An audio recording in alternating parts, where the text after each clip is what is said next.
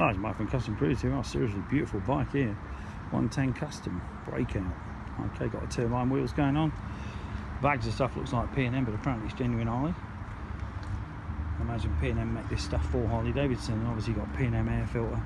Beautiful tank all Frenched into the frame. Guy got it for a cracking price.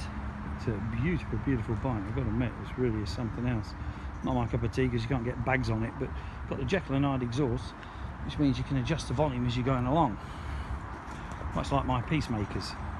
But obviously these look more the part. These are fully TUV approved, and obviously look more of a, not so much of a touring exhaust, look more of a custom exhaust. You are looking around about 2,700 quid. So you do pay the premium, but cracking looking bike, really is something else.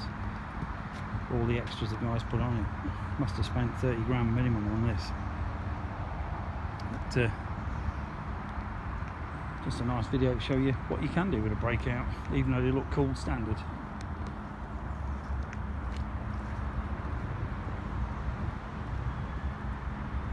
Nice wrap round fender, so you're on the Nest wrap round. Nice mirrors, grips, everything. Everything's lacking really is the switch gear. Could have changed the switch gear for some nice ones. But,